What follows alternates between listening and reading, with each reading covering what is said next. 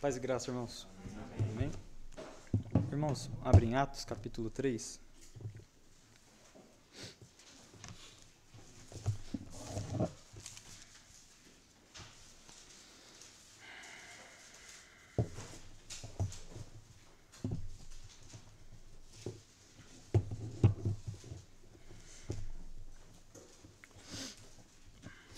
Atos, capítulo 3, do verso 1 ao verso 10. Eu vou ler aqui. Certo dia, Pedro e João estavam subindo ao templo na hora da oração, às 3 horas da tarde. Estava sendo levado para a porta do templo, chamada Formosa, um aleijado de nascença, que ali era colocado todos os dias para pedir esmolas aos que entravam no templo. Vendo que Pedro e João iam entrar no pátio do templo, pediu-lhes esmola. Pedro e João olharam bem para ele, e então Pedro disse: Olhe para nós. O homem olhou para eles com atenção, esperando receber deles alguma coisa.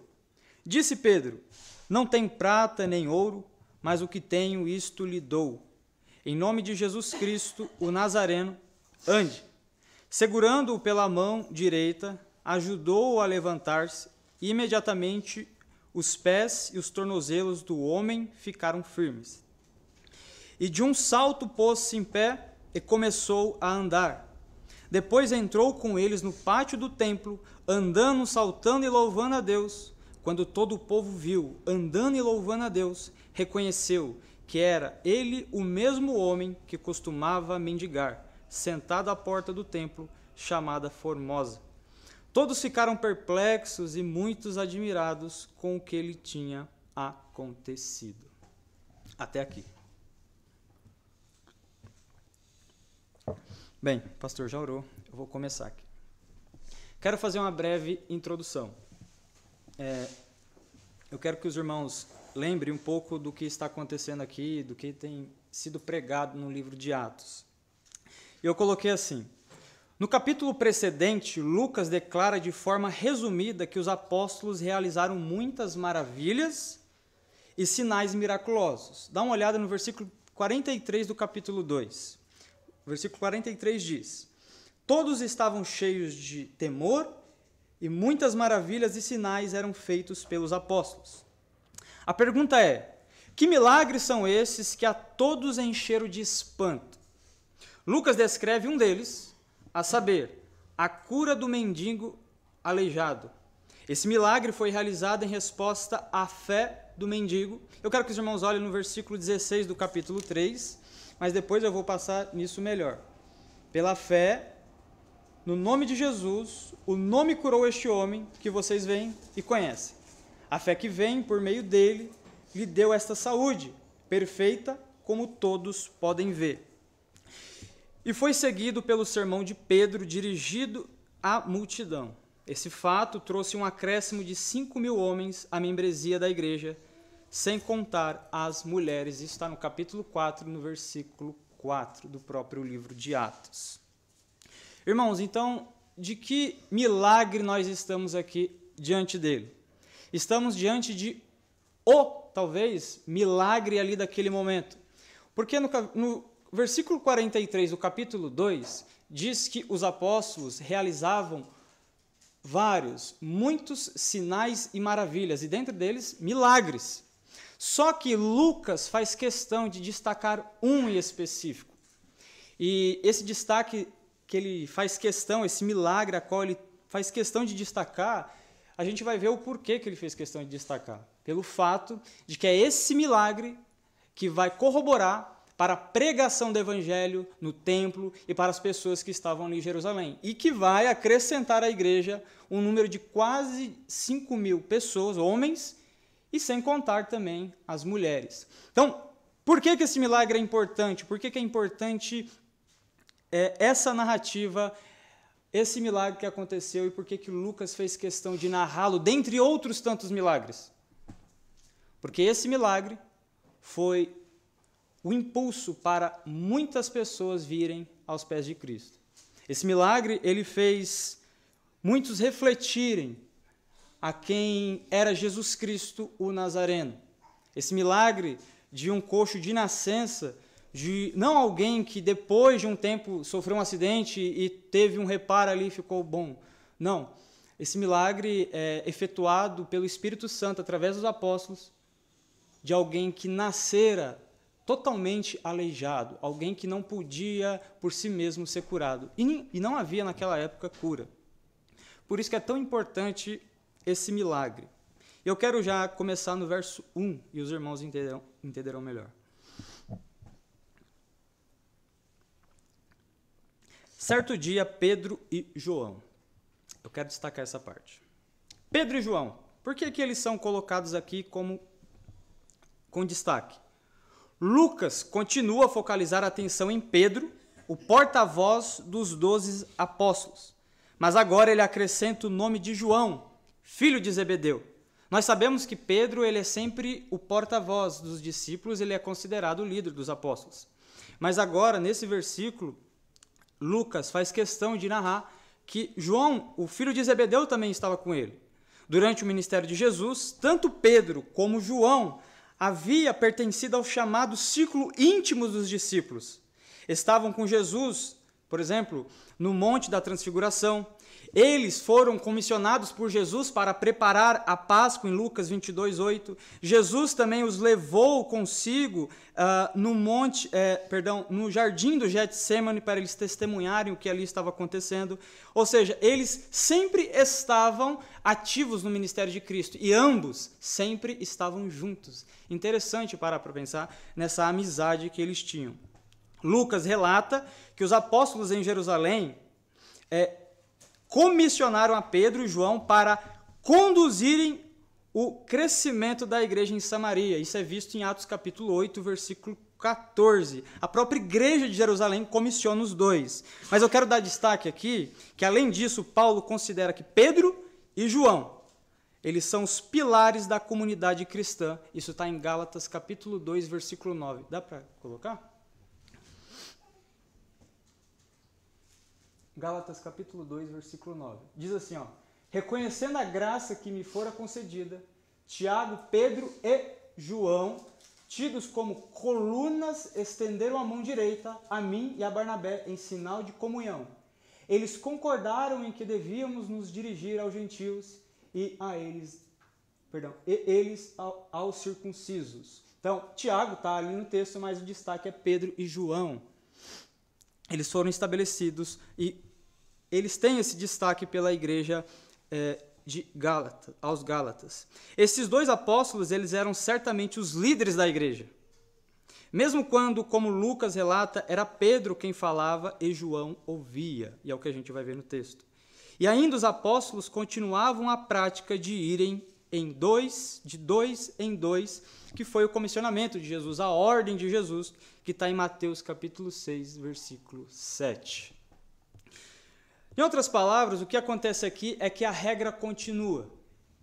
Eles sempre tiveram com Jesus, no Monte da Transfiguração, no Jardim do Getsemane, em todas as cenas destacadas pelos evangelhos, a ordenança de andar em dois, eles estão aqui, cumprindo isso. Isso ganha um destaque para nós, porque o texto, Lucas não diz isso aqui no texto, mas, lendo os comentaristas, eles dizem que provavelmente aqui a intenção dos dois andarem juntos era o fato de que eles não queriam ir só ao templo a orar. Eles tinham uma prévia intenção de uma possibilidade de pregar o evangelho. Isso é interessante, porque eles continuam sem que tivesse alguém falando para eles após o Pentecoste que eles deveriam continuar de dois em dois.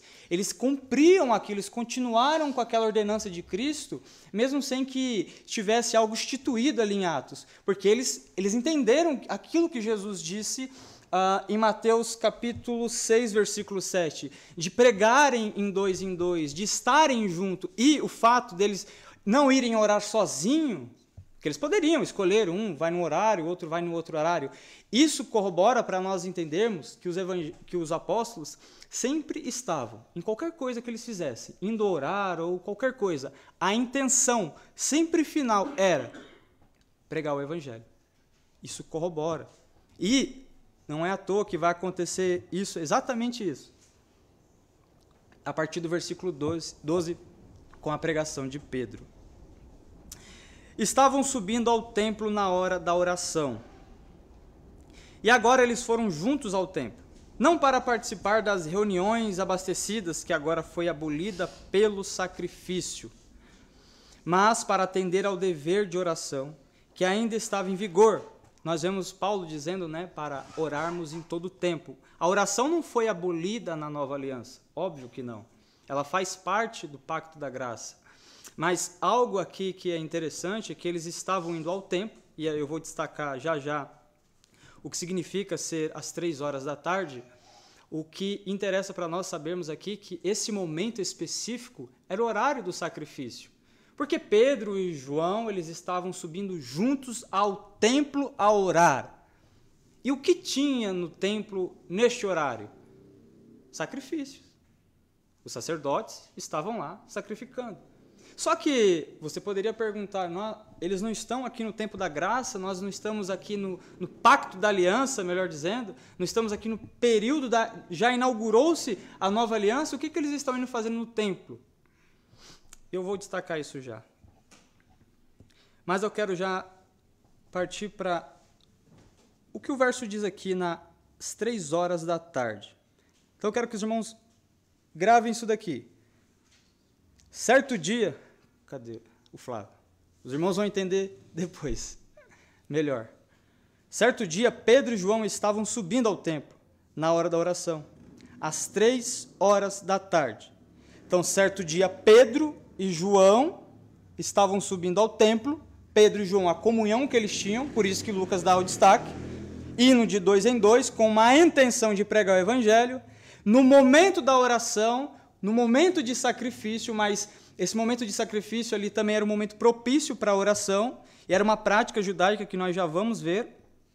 E algo que é importante que Lucas destaca aqui, que é a hora terceira, ou melhor, às 3 horas da tarde. E que, no grego aqui, a frase aqui é na 9ª hora. E o que significa isso?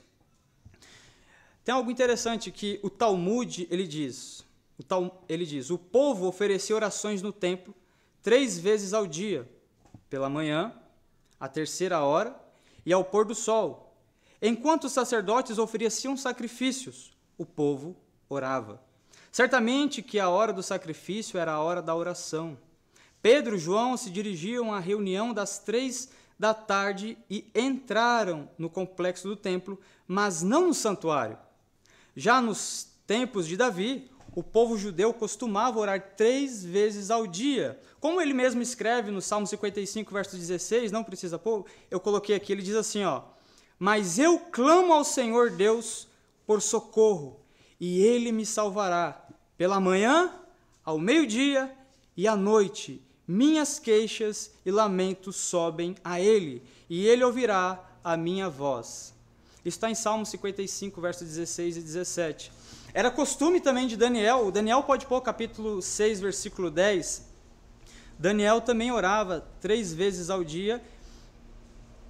E veja só, quando Daniel soube que o decreto tinha sido publicado, foi para casa, para o seu quarto, no andar de cima, cujas janelas davam para Jerusalém, e ali fez o que costumava fazer. 3 vezes por dia ele se ajoelhava e orava, agradecendo ao seu Deus. Davi destaca que orava 3 vezes ao dia. Daniel tinha o costume de orar 3 vezes ao dia. E nós vemos que essa prática, ela continua. E só para dado de informação para os irmãos, às vezes eu vejo que eu também ficava perdido com isso, isso é importante. Quais são essas diferenças, de horários aqui, que eu já, outras vezes, na oportunidade de pregar, eu nunca destaquei sobre isso, mas é algo importante para nós entendermos, irmãos, sobre a cultura judaica e essas questões dos horários aqui. De manhã, o que significa, os horários que existem, De manhã era a hora terceira, 9 horas da manhã. Isso está em Atos 2,15 também. De tarde era a hora sexta, meio-dia. Então, 9 horas, período de oração e sacrifício. Meio-dia, outro horário de oração e talvez sacrifício, mas com certeza agora de noite era a hora nona, às 3 horas da tarde, horário de sacrifício e de oração. E o que nós podemos destacar de um texto como esse? O que nós podemos pensar? O que eles estavam fazendo lá? Com certeza não interessava para eles o sacrifício judaico. Eles não tinham a pretensão de ver os sacerdotes ali oferecendo sacrifício no lugar deles. Eles já tinham visto o Cordeiro imolado. Eles tinham visto o Cristo ressurreto. Mas algo que nós destacamos é o que o próprio Lucas destaca. Que eles foram para orar. E algo que nós podemos perguntar já aqui. Nós, quando viemos ao templo, qual nossa pretensão? Se tem algo que essa narrativa aqui ela nos faz pensar, e os irmãos vão ver isso durante a pregação, quando nós perguntamos ao texto e o que eles estão fazendo, sempre vai vir aqui na nossa memória qual pretensão de fazer o que eu estou fazendo. Por exemplo, eles. Qual era a pretensão? Sacrifícios? Claro que não. O pacto da graça já tinha sido inaugurado. O texto diz, oração. Agora, a motivação é muito importante aqui também. Nós vamos ver no versículo 9 que aquele homem ele vai sair, 8 e 9, vai sair pulando e saltitando e vai louvar a Deus. Mesmo que eles não sabiam que eles iam fazer aquele milagre, a motivação deles já era glorificar a Deus. Talvez eles não soubessem, mas Deus vai atender um pedido deles, glorificar a Cristo. Agora a pergunta é, quando nós vamos ao templo, e eu espero que nenhum de nós venhamos aqui para oferecer um sacrifício, ou melhor, esperar que venhamos ser salvos por sacrifícios não feitos por Cristo. Eu não espero que o irmão venha aqui e espere ser salvo pelos seus próprios méritos, esperando que alguém ofereça por você. Veja, Lucas não diz que eles estavam indo lá esperando que um sacerdote sacrificasse o animal no lugar deles. E talvez, quantos de nós não podemos vir esperar que talvez o próprio pastor ou algum irmão se sacrifique no seu lugar diante de Deus? Sabe, hoje eu tenho muito temor em dizer isso. Alguns irmãos, eu digo isso temor porque eu sei o que é ficar fraco na fé. Antes eu me gabava demais no fato de, quando alguém pedia, irmão, ore por mim. E eu dizia, como assim, ore por mim? Ore você, meu irmão. Eu era influenciado por esses pregadores de internet, via eles falando isso daí, eu queria chegar na igreja e falava, veja só, eu ficava falando, veja, como ele pede para orar, por que ele não ora? Dobra o seu joelho e ore. Mas eu dizia isso como uma crítica para acusar a pessoa. Mas hoje eu vejo, irmãos, que também, não tratando desse lado ruim do que eu fazia, mas existe sim o fato de eu querer vir, não com a pretensão e a motivação correta. Tem sim aqueles que dizem, faça isso por mim, mas ele não se move diante de Deus para que o Senhor haja na vida dele. Não ora, não tem a motivação, não dobra os joelhos para pedir socorro a Cristo. Irmãos fracos, pode ter certeza, todos passaremos por uma fase de fraqueza na fé. E eu não lhe julgarei quando você disser, ore por mim. Mas estranho será se você não orar também. Pedro e João, Lucas deixa bem claro, eles não estavam subindo ali para que o sacerdote fizesse alguma coisa por eles. Mas eles estavam indo para orar. Eles estavam indo com a certeza de que o Senhor os atenderia, e o Senhor atendeu. E como diz as Escrituras, muito mais do que eles imaginavam. Deus os usou muito mais do que sequer eles pensavam. Deus concedeu graça muito maior do que eles imaginavam. Então, na fraqueza, não passe para o próximo, mas vá até Deus. E vá em oração. E o verso 2 diz: estavam sendo levados no templo. Lucas relata que o homem coxo de nascença tinha de ser carregado para o templo, onde esmolava, como era costume naqueles dias. Não era ensinado uma profissão aos deficientes físicos. Eles se tornavam mendigos, nós vemos isso em João capítulo 9, versículo 1 e 8. Irmãos, não tinha como você... Isso acontece hoje, né? Por eu trabalhar aqui no estacionamento, bem próximo ali ao terminal central, foi tomado ali por mendigos, né? E eu passo ali todos os dias, e todos os dias, quase todos os dias, alguém também me pede esmola. Alguns são até bem escrachados, eles dizem, não, me dá porque eu quero beber mesmo. Alguns dizem. Isso não é diferente do que está acontecendo aqui. Naquele tempo, havia-se muitas pessoas aleijadas. Muitas pessoas que mendigavam. E essas pessoas não tinham profissões. E não tinha como alguém dar profissão a elas. Então, elas eram colocadas por parentes, amigos. E, diariamente, elas eram carregadas. E esse homem foi carregado para as portas do templo. E ele via, né, as pessoas passando para orar ali. E ele ficava ali todos os dias... vendo aquela situação. Porém, os judeus, esses adoradores que teriam dor de consciência ao verem um mendigo aleijado e que levavam ele ali, em consequência, lhe dariam algum dinheiro, é o que ele pensava. O local no templo era resultado de uma escolha sagaz por parte do homem e seus carregadores. Não era à toa que as pessoas ali colocavam ele no templo, naquele local específico. Se os irmãos puxarem a imagem na internet do templo, claro que tem, né,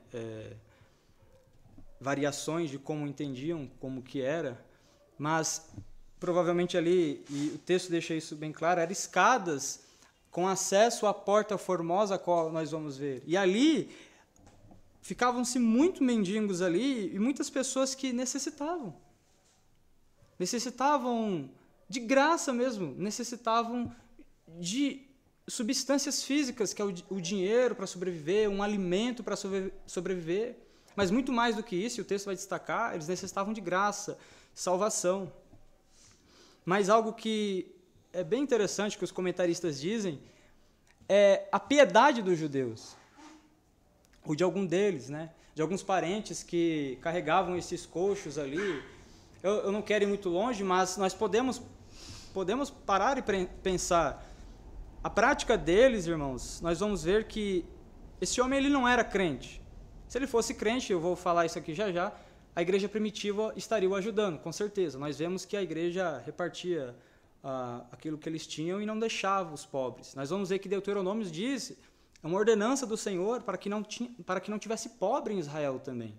Mas esse homem certamente não era crente, era deixado ali pelos seus parentes, pelos seus amigos, e ficava ali pedindo esmola como qualquer um outro que ficava ali com a mesma intenção de pedir dinheiro.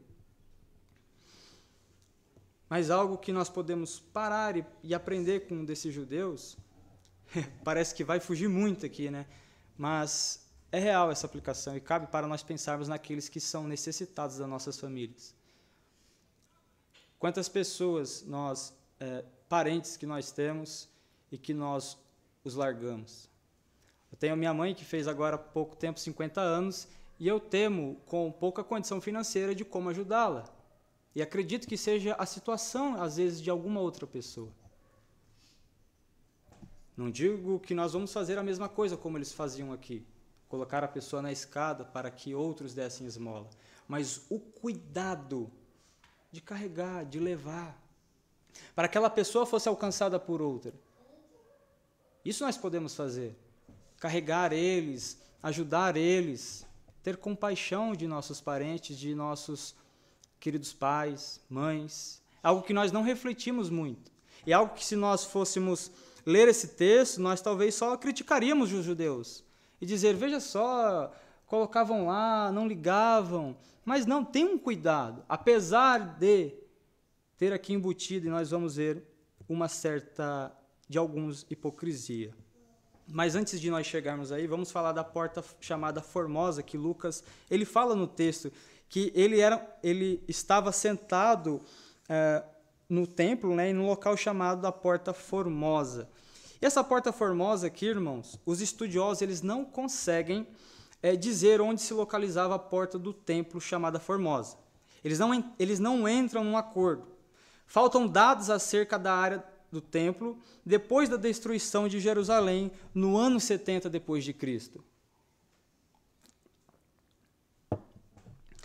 Diz Kispork Lake, não houve apenas uma completa destruição dos prédios, mas também um absoluto deslocamento da tradição em Jerusalém. Mesmo assim, os estudiosos apresentam 3 teorias a respeito da localização da Porta Formosa. São elas. Veja, essa Porta Formosa, os teólogos, nenhum deles consegue entrar num consenso. Mas existem 3 teorias, pelo menos, que provavelmente seja uma dessas. E eu vou destacar uma entre elas que os teólogos eles comumente concordam. Primeira teoria, essa porta ela poderia ser a famosa Porta de Suzã, na muralha externa leste do templo. Essa porta ficava próxima ao Pórtico de Salomão, do lado de fora do Pátio dos Gentios. Ou uma outra teoria, poderia ser a Porta de Nicanor, localizada a leste do Pátio das Mulheres, dava acesso ao Pátio das Mulheres vindo do Pátio dos Gentios, porque essa porta era feita de bronze de Corinto e muito excedia em valor as revestidas de prata e de ouro. O comentário de Pedro de possuir nem prata nem ouro que é sugestivo para os teólogos pensarem que era essa porta de Nicanor, onde ela era banhada, algo que excedia muito em ouro e em beleza. Mas uma outra teoria é que a porta de Nicanor, situada entre o Pátio das Mulheres e o Pátio dos Homens, essa informação vem da literatura rabínica, essa terceira teoria, que essa porta dificilmente pode ser a mesma chamada Formosa. Há alguns que dizem isso. Lucas narra que depois da cura do inválido, este acompanhou os apóstolos para dentro do pátio do templo. Porém, a maioria dos estudiosos, irmãos, eles aceitam a segunda teoria, que seria a porta de Nicanor. E considera a porta chamada Formosa como sendo a porta de Nicanor, feita de bronze de Corinto.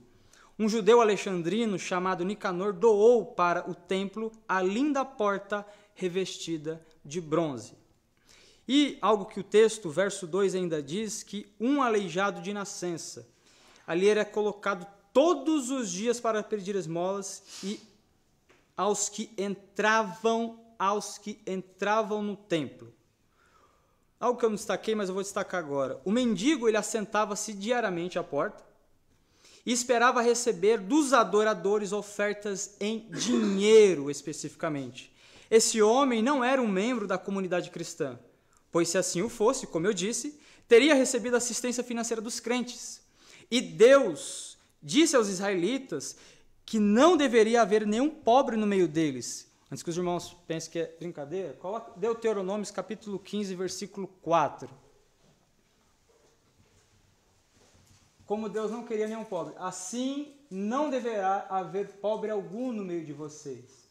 Pois na terra que o Senhor, o seu Deus, está doando a vocês como herança, para que dela tomem posse, ele os abençoará ricamente. E olha o verso 7 e 8.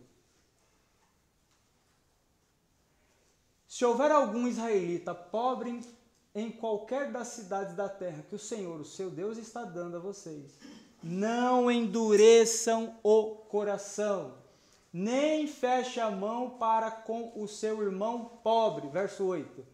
Ao contrário, tenham mão aberta e emprestem-lhe liberalmente o que ele precisar. Mas os judeus, eles ignoravam o mandamento de Deus e consideravam uma virtude dar esmola aos pedintes. Por quê? Qual foi a crítica de Jesus em Mateus capítulo 6, no Sermão do Monte?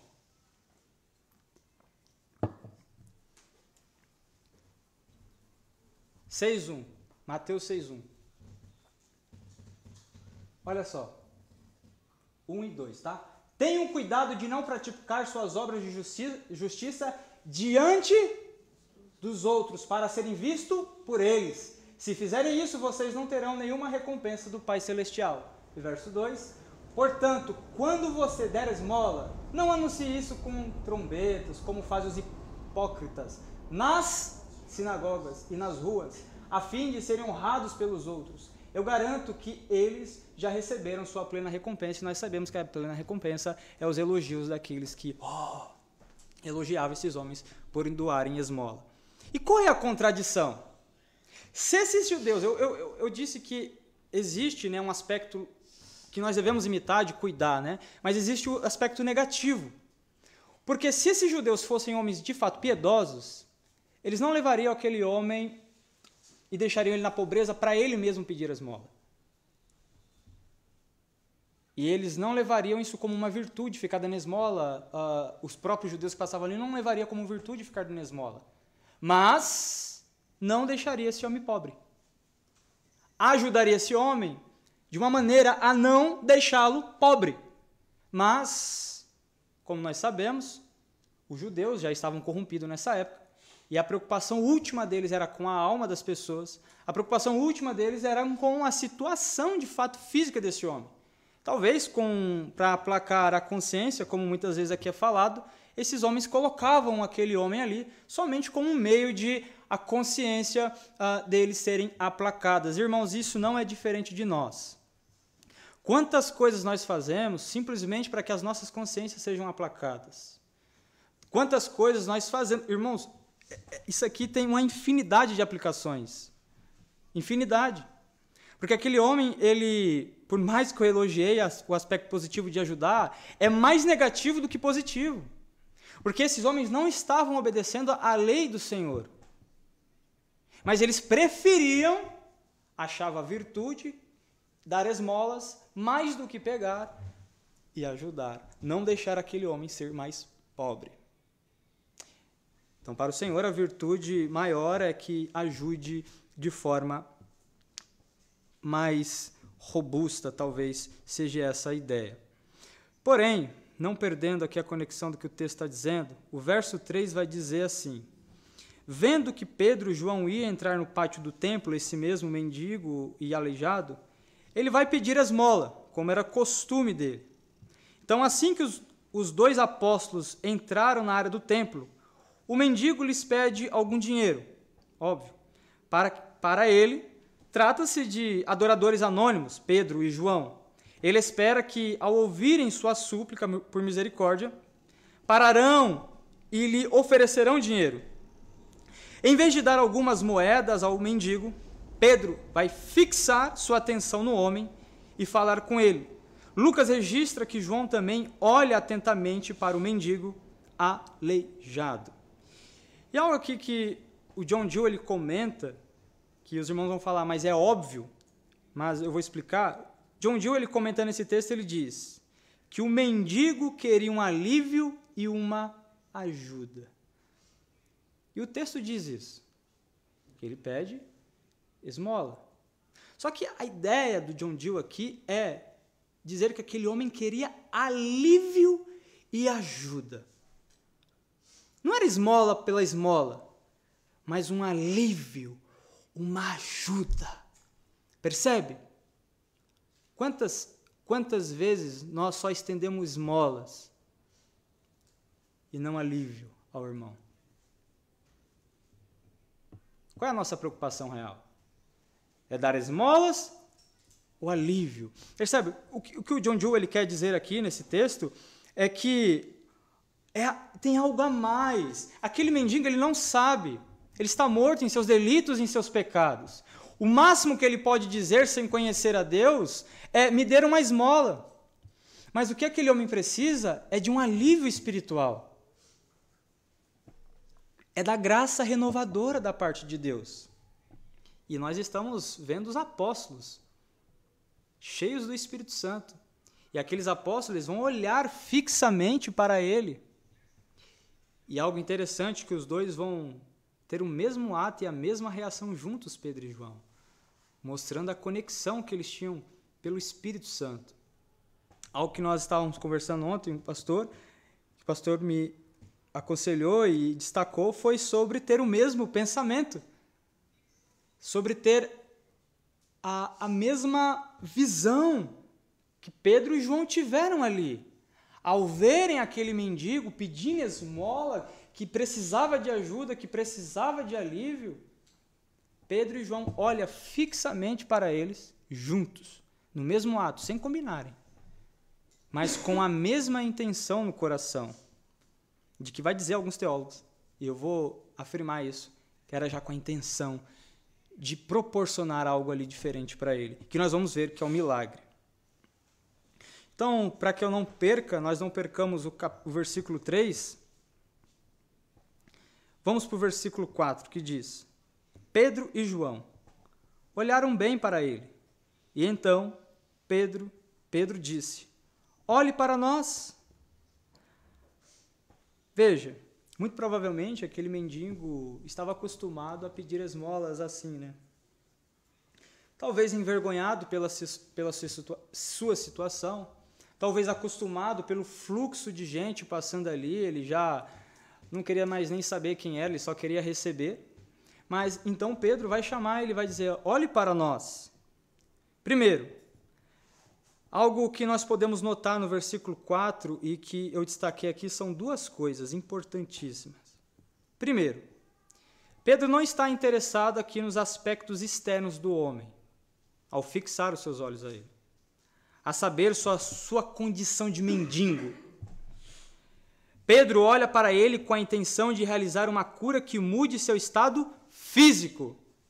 E aqui está algo maravilhoso que nós perdemos. Ao olharmos para uma alma, ao olharmos para uma pessoa, será se nós olhamos como eles? Eles não estavam preocupados com o aspecto físico daquele mendigo.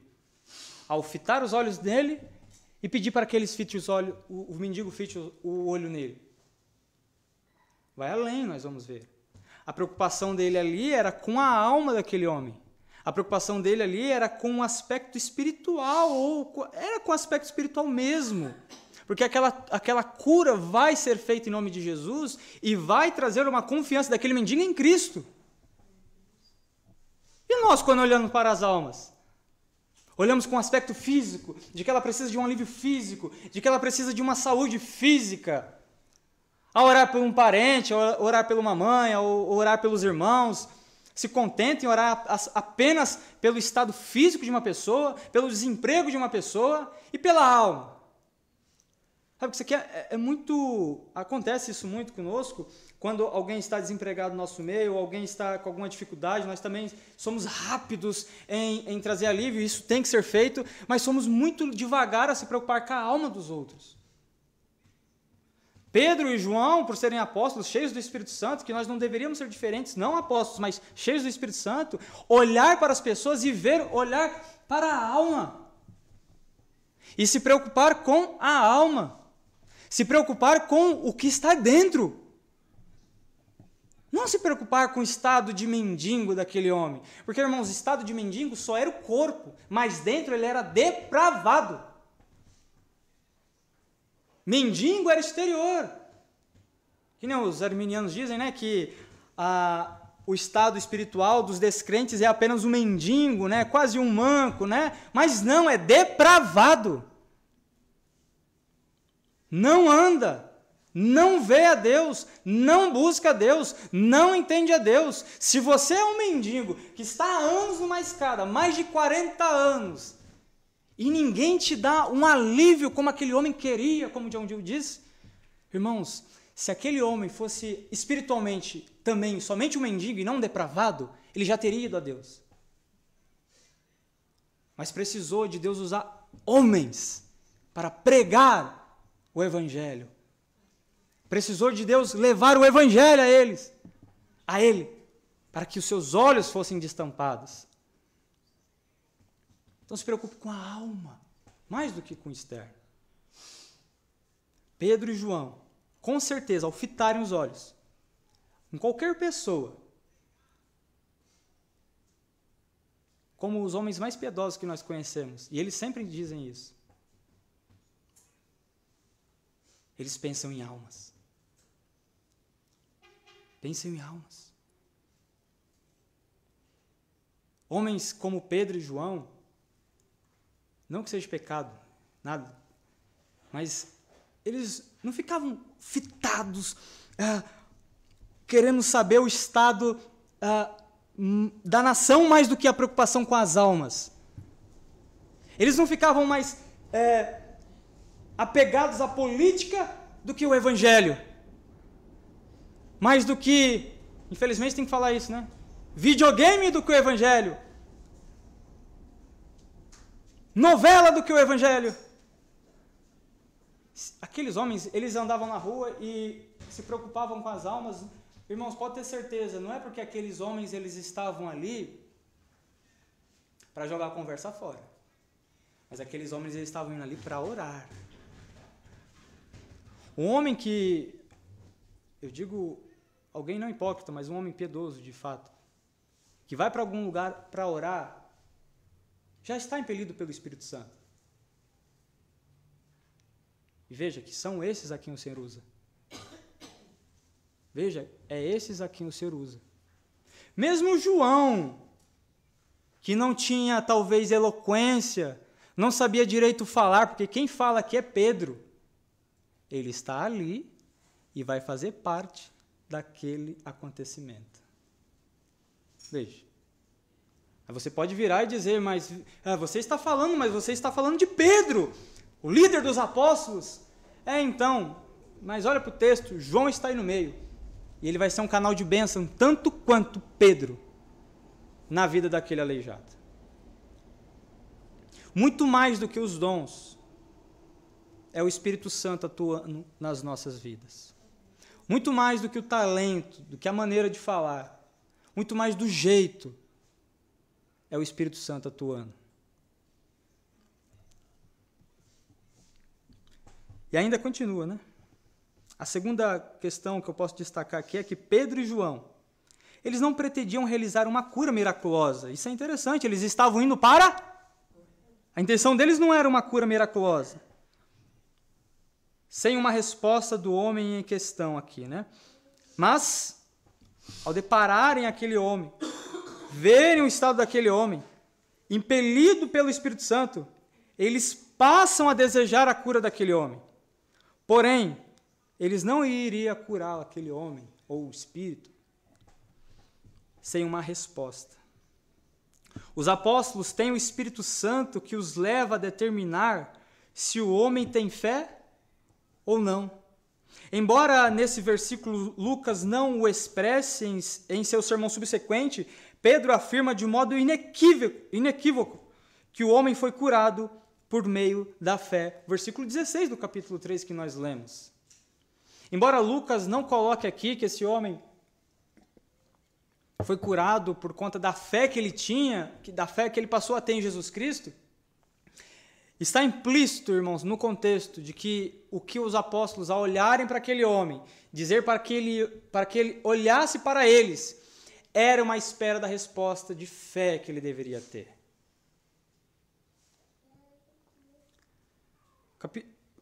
Versículo 5.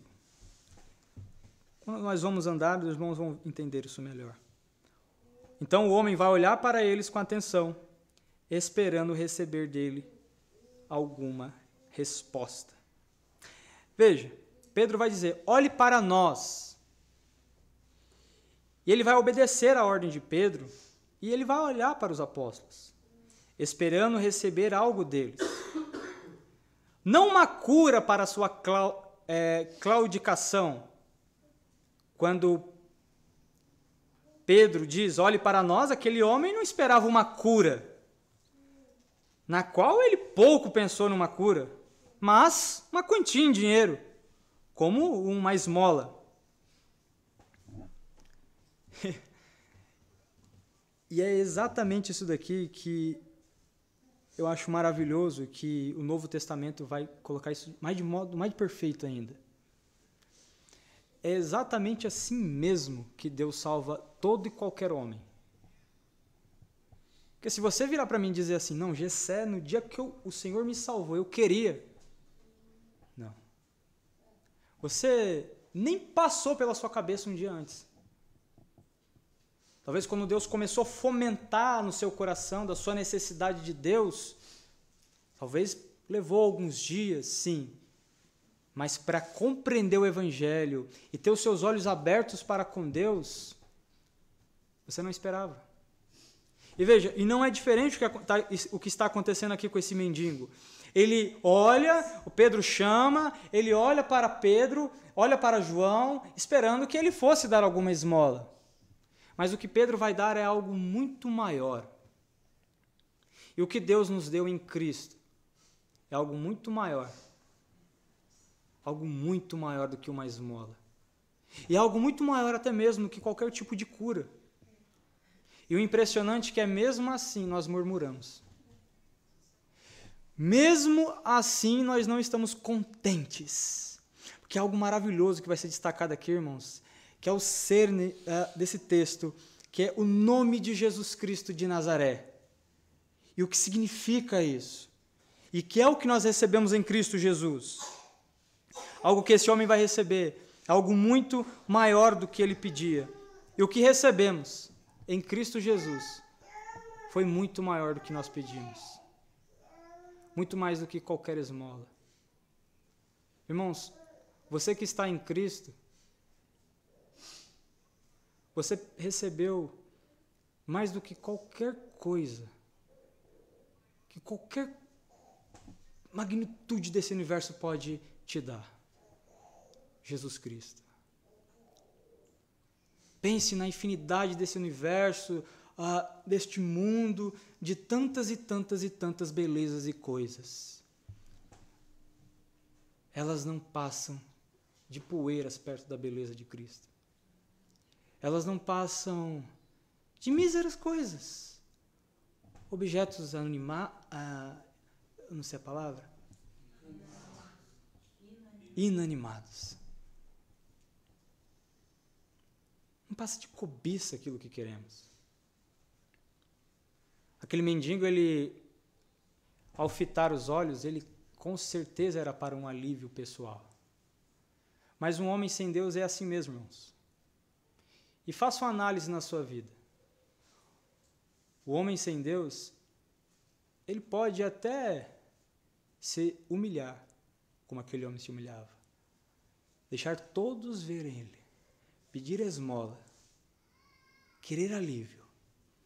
Mas mesmo assim, e todos olharem e dizer, coitado, coitado, vamos dar algum dinheiro para ele. Um homem coitado.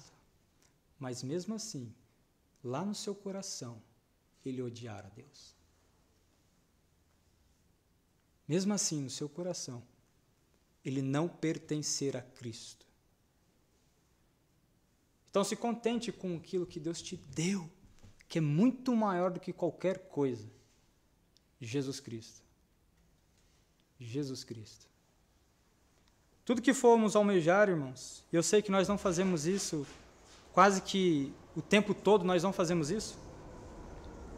Almejarmos alguma coisa, almejemos a Cristo. Em tudo que viemos fazer. Como sempre é ratificado aqui. Versículo 6. Disse Pedro, não tenho prata nem ouro, mas o que tenho isto lhe dou. Pedro continua como o porta-voz enquanto João permanece em silêncio. Enquanto o mendigo espera ansiosamente receber algo, Pedro diz, prata e ouro eu não tenho. Quer dizer, dentre os meus pertences não se encontra dinheiro. O dinheiro aqui das pessoas que vendiam suas terras e seus bens de valor não pertencia a Pedro, como nós vemos em Atos 2, 44 e 45. A serviço de Jesus, Pedro não era um homem rico. Nós podemos ver isso em Mateus 10. Ele vivia de acordo com o mandamento do Senhor, de que aqueles que proclamam o Evangelho devem viver do Evangelho. Então Pedro não tinha prata e nem ouro. Mas, algo que eu destaco aqui é a próxima parte do versículo, que é, em nome de Jesus Cristo, o Nazareno, ande. O que Pedro dá ao mendigo aleijado é de muito mais valor para ele do que qualquer quantidade de prata e ouro. Pedro cura-o no nome de Jesus Cristo de Nazaré e manda ele levantar, dependendo da tradução, e andar, ou só andar mesmo. Ao longo de 40 anos, esse homem esteve imóvel. E agora, ele vai fazer o uso de suas pernas. Pedro invoca o nome de Jesus, a fim de mostrar-lhes que o poder curador de Jesus, conhecido de todo o povo de Israel, emana dos apóstolos para o aleijado. Desse modo, não é Pedro, e sim Jesus, aquele que outorga a restauração. E algo que é significativo é nós destacarmos os termos aqui em questão.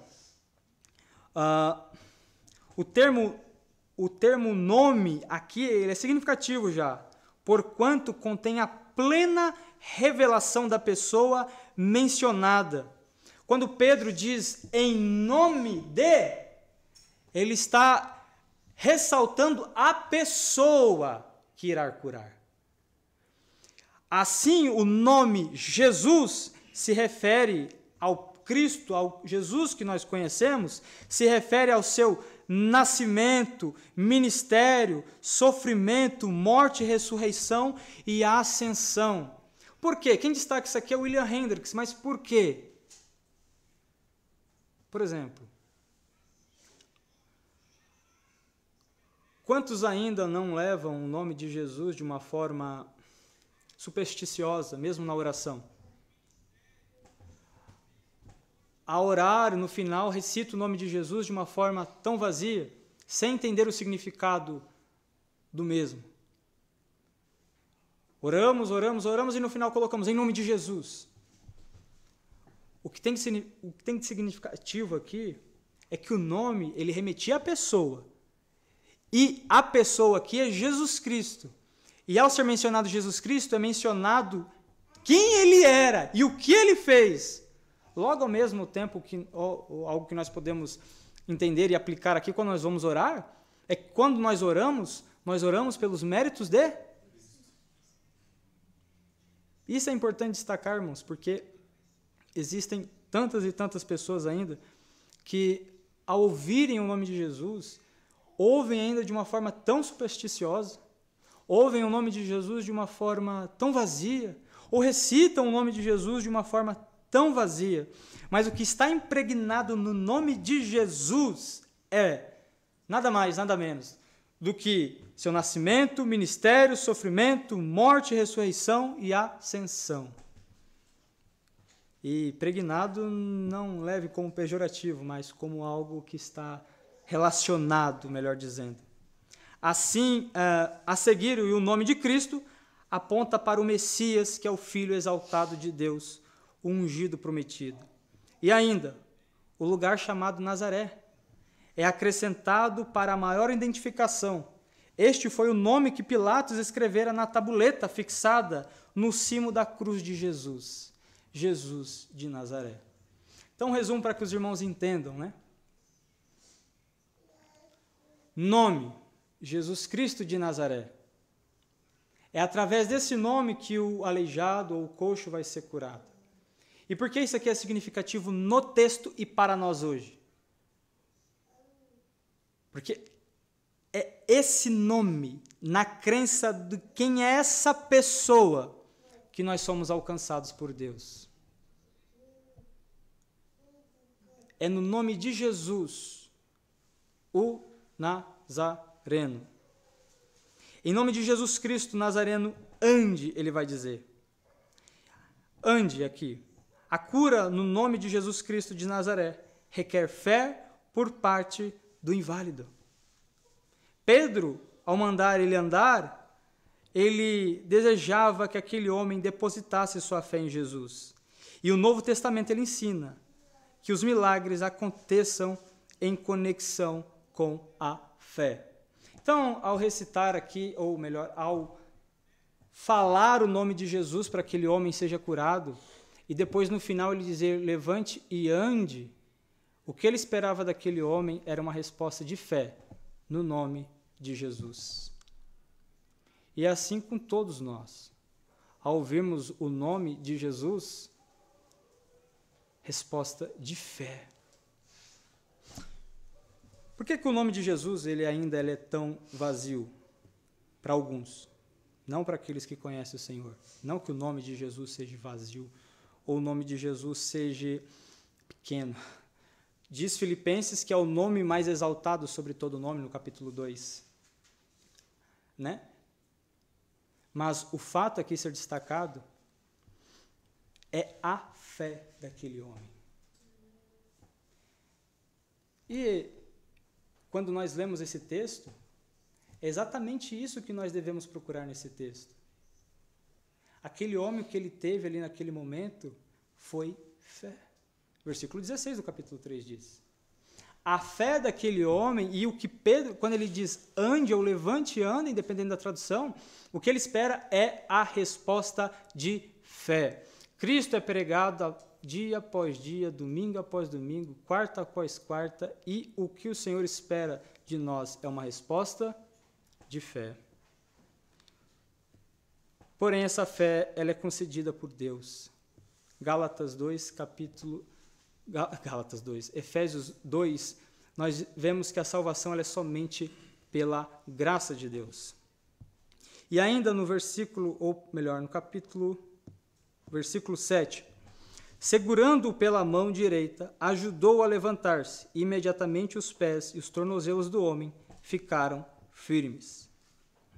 Ao tomar o coxo pela sua mão direita, para ajudá-lo a levantar-se, Pedro segue o mesmo procedimento de Jesus quando curou a sogra de Pedro de uma febre.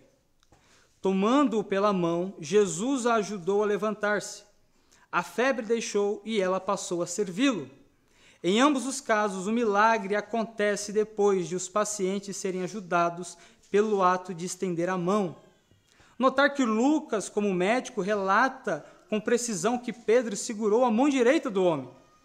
Este, instantaneamente, sente força em seus pés e tornozelos e reconhece que houve um milagre.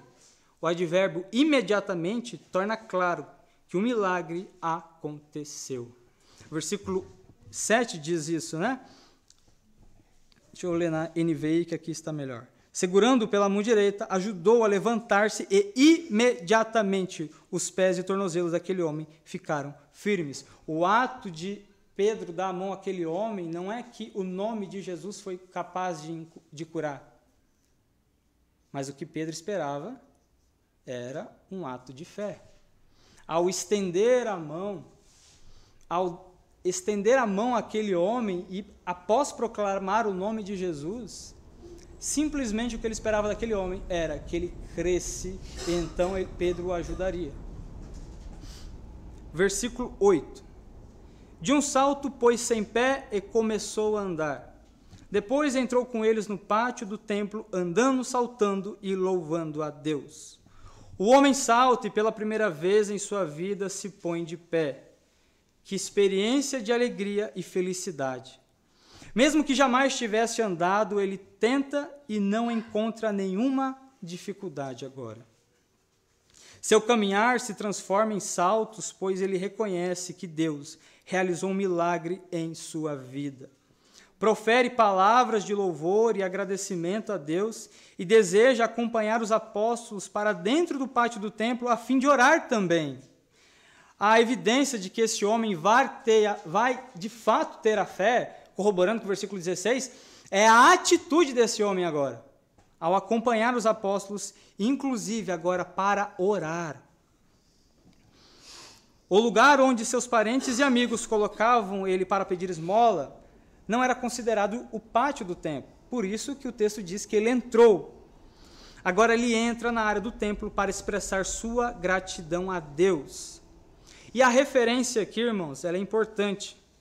A referência, ela demonstra a chegada messiânica.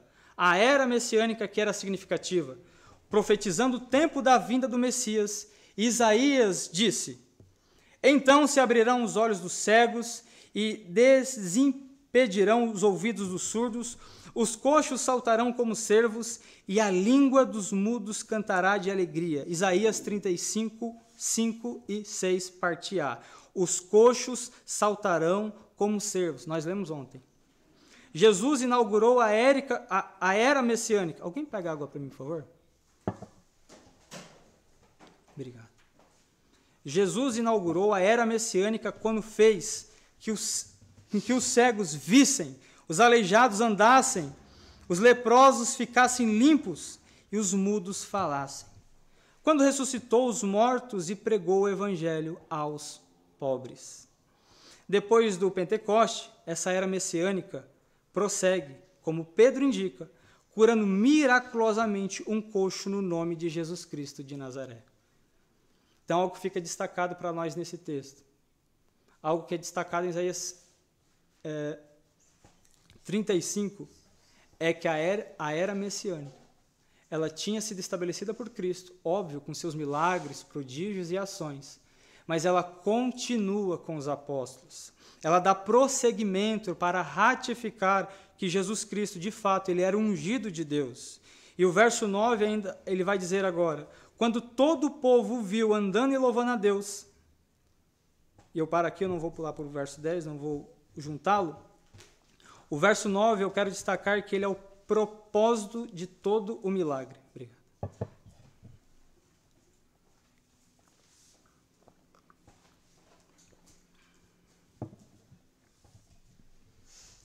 Quando todo o povo o viu andando e louvando a Deus.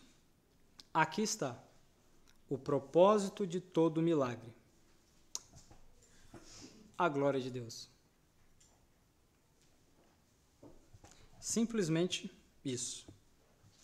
A glória de Deus. Quando o povo vê ele louvando, glorificando ao Senhor, aquela reação daquelas pessoas era ver Deus sendo glorificado.